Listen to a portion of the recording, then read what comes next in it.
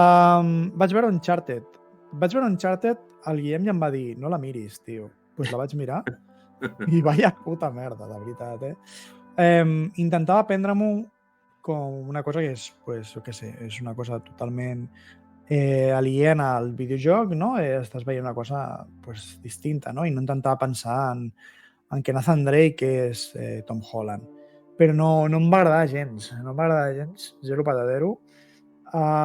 Crec que, com es diu, el Mark Wahlberg faria millor o li escau més de Nathan Drake. Jo Tom Holland com a Nathan Drake no me l'acabo de creure. I la història em sembla una mica insulsa intentant agafar coses dels 4 jocs de la saga. Així que no em va fer el pes. Al nen li va agradar molt, perquè al nen li agrada molt Tom Holland per Spider-Man, però a mi em va semblar un trunyo bastant apocalíptic. Jo vull dir una cosa. A mi em sembla una pel·lícula espantosa.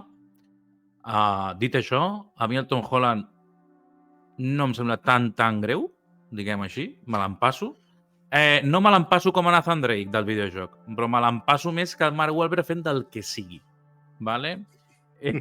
Sí, és que jo només volia dir-ho perquè el Mark Wahlberg, que segurament jo ara m'estic oblidant alguna cosa bona que hagi fet a la vida, però a mi és un tio que quan veig una pel·li tinc un problema, vale? Però que, no sé, que hi tinc mania. O sigui, hi ha alguna cosa en mi que no és racional, que el tio potser té alguna bona interpretació, no ho sé. No puc amb el Mark Wahlberg, vale? I és un tema molt subjectiu meu, però ja que ho has dit... Ja. I suposo que vas veure tot el tema, no?, de que hi ha molt topicazo espanyol... Sí. Coses que potser un pot apreciar, flamenco, Vio no Rioja, però clar, a Barcelona... Home, Barcelona potser no és el sum de la catalanitat, diríem, però bueno, és la capital de Catalunya i també té coses catalanes, diguem. O sigui, treure tot de tòpics espanyols.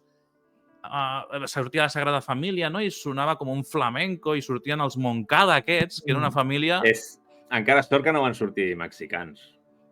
Bueno, és que anaven a aquesta línia, i surt l'Antonio Banderas sent unes famílies de Barcelona, no? Unes descendents. És una família com super... En realitat és una família supercatalana i sembla una família superandalusa. És molt xungo, tio, molt xungo. I l'escena que jo vull destacar és... La recordo vagament, la del Papa John's Pizza. Sí. O sigui, estan fent una escena típica d'Indiana Jones, com a mínim de les bones. Jo no recordo que tenien que activar. Tenien que activar alguna cosa perquè alguna catacomba, no sé quina història, s'obrís.